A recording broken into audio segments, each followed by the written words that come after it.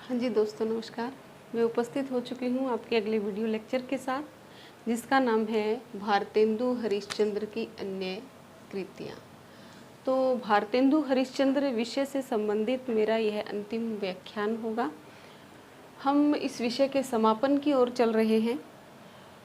अन्य कृतियों की हम बात करेंगे। इसमें हम बात करेंगे कि भारतेंदु के यात्रा वृत्तांत कौन कौन से हैं, उनकी आलोचना कृति कौन सी है, उनके निबंध कौन से हैं, उन्होंने कौन सा उपन्यास लिखा और उसकी क्या विशेषता थी। इन सब बातों का जिक्र मैं अपने इस वीडियो लेक्चर में करने जा रही हूँ। तो चलिए शुरू करते हैं। सबसे पहले हम इनकी आलोचना ग्रंथ की बात करें तो मैंने एक बार एक वीडियो लेक्चर में बताया भी था कि इन्होंने नाटक नामक एक आलोचना ग्रंथ लिखा था, जिसका प्रकाशन हुआ था 1883 में। बहुत ही महत्वपूर्ण ये इनकी कृति है। इसको मैं महत्वपूर्ण क्यों कह रही हूँ, क्योंकि इसमें भारतेंदु ने समन्वयात्मक नाट्य शास्त्रीय दृष्टिकोण को दर्शाया है। इसमें इन्होंने कहा कि नाटक की विषय वस्तु युगानुकूल परिवर्तित होती रहनी चाहिए। अब प्राचीन जो नाट्य शास्त्र है, उनके जटिल व सूक्ष्म नियम विधानों को अपनाने की आवश्यकता नहीं है। जो दृश्य योजना है वो भी समयानुकूल होती रहनी चाहिए। तो ये समन्वयात्मक और उदार दृष्टिकोण इस नाटक नामक आलोचना कृति के माध्यम से प्रदर्शित करते हैं। इस नाटक नामक आलोचना कृति में इन्होंने नाटक के 5 मुख्य गुण बताए हैं। क्या क्या कहते हैं कि नाटक के अंदर एक तो श्रृंगार होना चाहिए, दूसरा वो कहते हैं कि हास्य होना चाहिए, और तीसरा वो कहते हैं कि नाटक में कौतुक होना चाहिए। कौतुक का मतलब है कि विस्मय होना चाहिए, हैरानी होनी चाहिए। और चौथा वो कहते हैं कि समाज संस्कार नाटक का उद्देश्य होना चाहिए। और पांचवा वो बताते हैं देश वत्सलता। देश वत्सलता मतलब देश प्रेम की भावना जागृत होनी चाहिए नाटक के माध्यम से, और समाज के अंदर अच्छे भाव उत्पन्न हो, ऐसा नाटक का उद्देश्य होना चाहिए। और श्रृंगार भी हो, हास्य भी हो, और विस्मय हैरानी भी नाटक के माध्यम से प्रदर्शित की जानी चाहिए, ताकि जो दर्शक है वो नाटक को देखते देखते बोर ना हो, अंत तक उसके अंदर उस नाटक के प्रति आकर्षण बना रहे। ठीक है, तो ये इनकी आलोचना कृति है जिसका नाम है नाटक। कब प्रकाशित हुई? ये 1883 ईस्वी में। क्या इसकी महत्वपूर्ण बात क्या है इसकी, कि इसमें समन्वयात्मक दृष्टिकोण इन्होंने दर्शाया है। बात करें हम इनके निबंधों की, तो बहुत से आलोचक या विद्वान भारतेंदु हरिश्चंद्र को हिंदी का प्रथम विद्वान मानते हैं। कौन कौन मानते हैं? आचार्य रामचंद्र शुक्ल, आचार्य रामचंद्र शुक्ल और डॉक्टर नगेंद्र,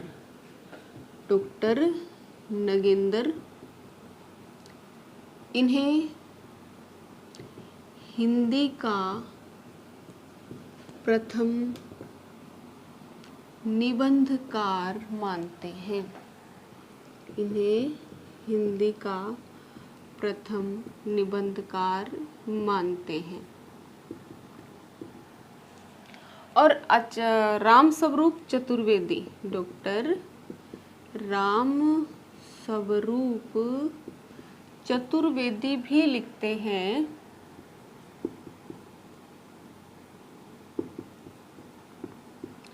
कि कविता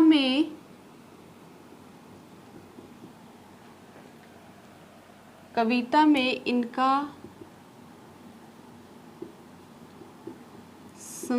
संस्कार है तो गद्य में विचार। क्या लिखते हैं कि कविता में इनका संस्कार है तो गद्य में इनका विचार है। बहुत महत्वपूर्ण ये डेफिनेशन है, इसको अंकित कर लीजिए, पेपर में बहुत बार पूछ ली जाती है। ठीक है, तो प्रथम निबंधकार इन्हें कौन मानते हैं? आचार्य रामचंद्र शुक्ल और डॉक्टर नगेंद्र। और यूरोप का पहला निबंधकार किसे माना जाता है? मानतेन को यूरोप का पहला निबंधकार माना जाता है। और बेकन को अंग्रेजी का पहला निबंधकार माना जाता है। लॉर्ड बेकन अंग्रेजी के पहले निबंधकार माने जाते हैं। अब उनके निबंध कौन कौन से थे वो देख लीजिए। इनके निबंध थे कश्मीर कुसुम, कश्मीर कुसुम, उदय पूर्वोदय, जातीय संगीत, जातीय संगीत, कश्मीर कुसुम, उदय पूर्वोदय, जातीय संगीत, हिंदी भाषा, हिंदी भाषा, तदीय सर्वस्व, तदीय सर्वस्व, भ्रूण हत्या, भ्रूण हत्या, काशी मणिकर्णिका, काशी मणिकर्णिका, पांचवें पैगंबर, पांचवें पैगंबर, स्वर्ग में, स्वर्ग में विचार सभा का अधिवेशन। ये इनकी हास्य व्यंग्यपूर्ण निबंध कृति है। स्वर्ग में विचार सभा का अधिवेशन, ईश्वर बड़ा विलक्षण है, ईश्वर बड़ा विलक्षण है, अंग्रेज स्त्रोत,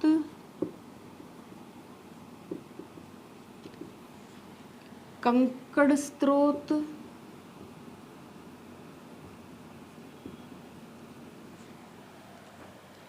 अंग्रेज स्त्रोत, कंकड़ स्त्रोत या हिंदुस्तानियों से, हिंदुस्तानियों से अंग्रेजों का,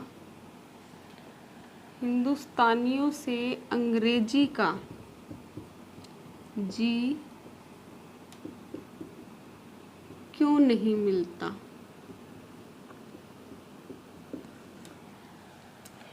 हिंदुस्तानियों से अंग्रेजी का जी क्यों नहीं मिलता? और वो लिखते हैं भारत वर्षों, भारत वर्षोन्नति कैसे हो सकती है? भारत वर्षोन्नति कैसे हो सकती है? ठीक है, तो ये थे इनके महत्वपूर्ण निबंध। भारत वर्षोन्नति कैसे हो सकती है, ये क्या था? ये एक भाषण था जो बाद में निबंध के रूप में प्रकाशित हुआ। ये इन्होंने 1884 ईस्वी में बलिया में, 1884 में बलिया में एक ददरी मेला लगता है। बलिया में एक ददरी मेला लगता है जो पशु मेला है मुख्यतः, और बहुत प्रसिद्ध मेला है। बहुत उस मेले के अंदर कवि गोष्ठियाँ वगैरह होती हैं। तो उस बलिया के ददरी मेले के अंदर इन्होंने 1884 में एक सारगर्भित भाषण दिया था, भारत वर्षोन्नति कैसे हो सकती है।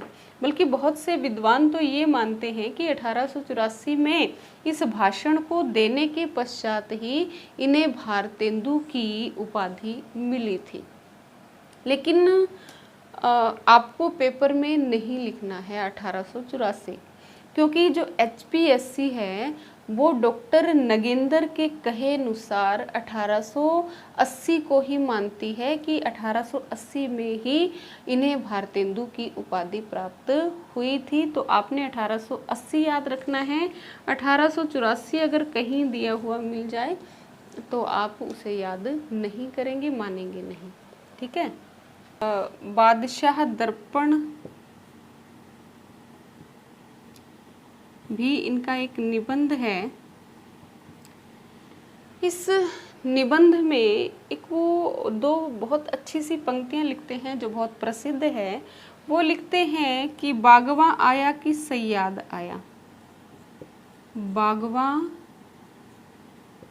आया कि सयाद आया,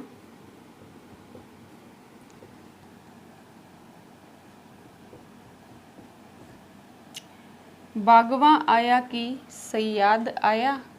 फिर वो कहते हैं जो भी आया, जो भी आया मेरी जान को जल्लाद आया, मेरी जान को जल्लाद आया। ये मुसलमानी राज्य को और अंग्रेजी राज्य को संबोधित करके उन पर कटाक्ष व्यंग्य करके लिखते हैं कि बागवा आया कि सयाद आया, कि चाहे अंग्रेज आए हों चाहे मुसलमान आए हों, मुझे तो किसी से कोई फ़ायदा नहीं मिला, मेरी तो जान की आफत ही पड़ी है। चाहे मुसलमानों का राज्य हो उसने भी शोषण ही किया है, चाहे अंग्रेजों का राज्य हो इसने भी शोषण ही किया है। और वो एक बात और लिखते हैं, बहुत प्रसिद्ध सूक्ति है इनकी। वो कहते हैं कि मुसलमानी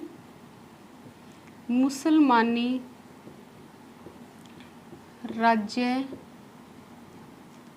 हैजे का रोग है, हैजे का रोग है तो अंग्रेजी शई का। वो कहते हैं रोग तो दोनों ही है, चाहे वो मुसलमानी राज्य है चाहे वो अंग्रेजी राज्य है। भारतवासियों को किसी ने कोई फ़ायदा नहीं पहुंचाया, सभी ने अपने आप को ही समृद्ध किया है। मुसलमान भी भारतवासियों का पैसा हड़प करके बहुत समृद्ध हो गए और इधर से जो अंग्रेज है वो भी धन बहा करके अपने विलायत लेकर के जा रहे हैं। तो ये थे क्या इनके निबंध। अब इनकी एक औपन्यासिक कृति थी जिसको उपन्यास कहेंगे, जिसका नाम है पूर्ण प्रकाश चंद्र प्रभा। पूर्ण प्रकाश चंद्र प्रभा। ठीक है, पूर्ण प्रकाश चंद्र प्रभा ये क्या था? ये इनका उपन्यास था, इनका उपन्यास था। मूलतः ये उपन्यास कौन सी भाषा का था? मराठी भाषा का था। मतलब ये उपन्यास भी क्या है? इनकी अनुदित कृति है और इसको अनुदित किया था इन्होंने एक मराठी लेखिका थी, मराठी लेखिका थी जिसका नाम था मल्लिका देवी। इसका नाम था मल्लिका देवी। तो इस मल्लिका देवी जो मराठी लेखिका थी, इसकी सहायता से इन्होंने पूर्ण प्रकाश चंद्र प्रभा का अनुवाद किया था। तो इसकी जो विषय वस्तु है, इसकी कहानी क्या है कि जो चंद्र प्रभा है वो आनंद विग्रह की बेटी है और लखनऊ के केनिंग कॉलेज में पढ़ने वाले पूर्ण प्रकाश से वो प्रेम करती है। लेकिन जो पूर्ण प्रकाश है वो निम्न वर्ग का लड़का है, थोड़ा सा गरीब है, आर्थिक दृष्टि से संपन्न नहीं है। तो आनंद विग्रह अपनी बेटी चंद्रप्रभा का विवाह उससे न करके एक अधेड़ उम्र का व्यक्ति होता है जिसका नाम ढूंढीराज होता है, वो उससे उसका विवाह तय कर देते हैं। लेकिन उसकी माँ को भी, जो जिसका नाम गुणमंजरी होता है, उसे ये बात बिल्कुल अच्छी नहीं लगती और उसकी माँ उसके भाई की सहायता से चोरी छिपे इसका विवाह, चंद्रप्रभा का विवाह किससे करवा देती है? पूर्ण प्रकाश से करवा देती है। तो ये जो उपन्यास है वो ये दिखाता है कि रूढ़िवादी विचारों में और नवीन विचारधारा के बीच में किस प्रकार संघर्ष है, किस प्रकार खींचतान है। तो इस बात को ये इस उपन्यास के माध्यम से दर्शाना चाहते हैं। ठीक है। एक इनकी और कृति थी जिसका नाम था कुछ आप बीती कुछ जग बीती। कुछ आप बीती कुछ जग बीती। कुछ आप बीती कुछ जग बीती, ये भी क्या है, इनकी एक औपन्यासिक कृति है। औपन्यासिक कृति है जो कि क्या है, अधूरी है। इसको ये पूरा नहीं कर पाई। इसके माध्यम से भारतेंदु हरिश्चंद्र अपने जीवन के विषय में बहुत कुछ उजागर करने वाले थे, परंतु ये हिंदी का दुर्भाग्य ही माना जाएगा कि औपन्यासिक कृति पूरी नहीं हो पाई। तो अगली इनके कुछ यात्रा वृत्तांत थी जो भी हम देख लेते हैं। यात्रा वृत्तांत कौन कौन से थे इनके? एक तो था इनका सरयू पार की यात्रा, सरयू पार की यात्रा।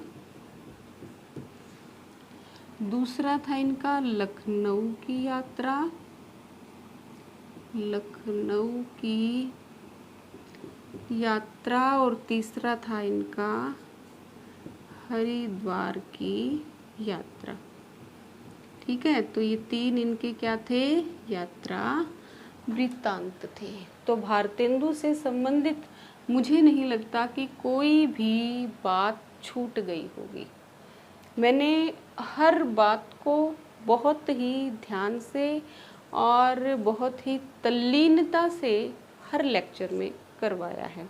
हाँ, एक बात और रह गई निबंधों में कि ये जो सारे यात्रा वृत्तांत थे ना, ये इनके कवि वचन सुधा पत्रिका में प्रकाशित हुए थे, समय समय पर प्रकाशित हुए थे। ठीक है।